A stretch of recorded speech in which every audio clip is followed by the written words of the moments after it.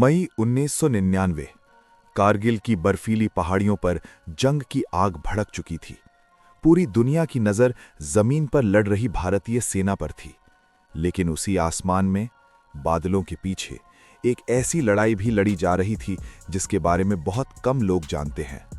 ये था भारतीय वायुसेना का गुप्त और खतरनाक मिशन, ऑपरेशन सफेद सागर। और इस मिशन में एक ऐसा हीरो था जिसका नाम इतिहास की किताबों में बहुत कम लिखा गया। कारगिल की ऊंचाइयां 16 से 18,000 फीट तक जाती थीं। दुश्मन ऊंची चोटियों पर बैठा था और नीचे भारतीय सैनिकों पर गोलियों और मोर्टार की बारिश कर रहा था। ऐसे हालात में जमीन से हमला करना बेहद मुश्किल था। तब भारतीय सेना ने आसमान की ताकत को बुलाया। 26 मई 1999, वो दिन जब भारतीय वायुसेना पहली बार कारगिल के युद्ध में उतरी। मिग-21, मिग-27 और मिराज 2000 जैसे फाइटर जेट्स बर्फ से ढकी पहाड़ियों के ऊपर गरजने लगे। लेकिन ये कोई आसान मिशन नहीं था। पहाड़ इतने ऊंचे थे कि जेट्स को बेहद खतरनाक एंगल पर उड़ना पड़ता था। दुश्मन के पास स्टिंगर मिसाइलें थीं जो किसी भी वक्त विमान को आसमान से गिरा सकती थीं। इन्हीं खतरनाक उड़ानों के बीच एक नाम सामने आया, फ्लाइट लेफ्टिनेंट नचिकेता, एक युवा पायलट जिसकी जिम्मेदारी थी मिग-27 से दुश्मन की पोजीशन पर हमला करना। 27 मई 1999 की सुबह उनका विमान कारगिल की घाटियों के ऊपर पहुंचा। नीचे दुश्मन के बंकर साफ दिखाई दे रहे थे। नचिकेता ने अपने हथियार एक्टिव किए और कुछ ही सेकंड में बमों की बारिश शुरू हो गई। पहाड़ों के बीच जोरदार धमाके गूंजने लगे। लेकिन तभी अचानक उनके विमान के इंजन में खराबी आ गई। ऊंचाई, दुश्मन की फायरिंग और खराब इंजन, ये एक ऐसा पल था जहां एक छोटी सी गलती मौत बन सकती थी। नचिकेता ने आखिरी कोशिश की, लेकिन विमान नियंत्रण से बाहर हो चुका था। अगले ही पल उन्होंने इजेक्ट करने का फैसला लिया। पैराशूट खुला और कुछ सेकंड बाद वो दुश्मन के इलाके में जमीन पर उतर चुके थे। अब ये जंग हवा में नहीं, जमीन पर शुरू हो चुकी थी। पाकिस्तानी सैनिकों ने उन्हें घेर लिया और कैद कर लिया।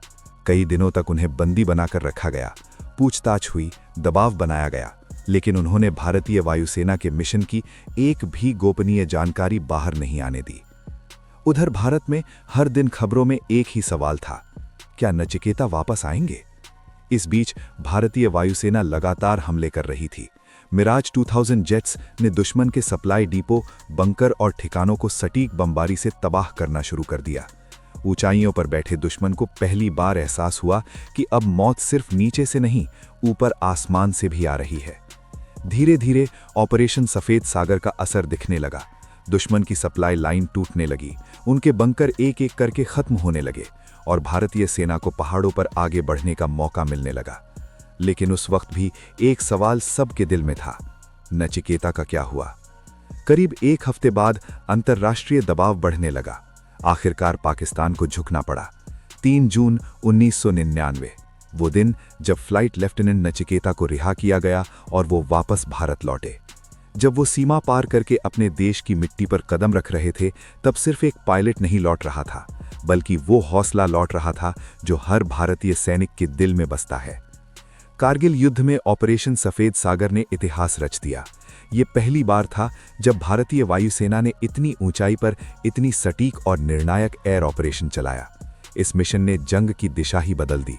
लेकिन वक्त के साथ कारगिल की कई कहानियां भुला दी गईं और उन कहानियों के साथ कुछ हीरो भी।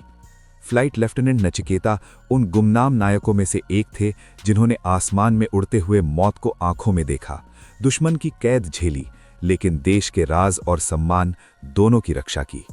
कारगिल की पहाड़ियों पर आज भी जब ठंडी हवा चलती है तो ऐसा लगता है जैसे वो उन पायलटों की गरजती आवाज अपने साथ लेकर आती है जिन्होंने उस आसमान को युद्ध का मैदान बना दिया था।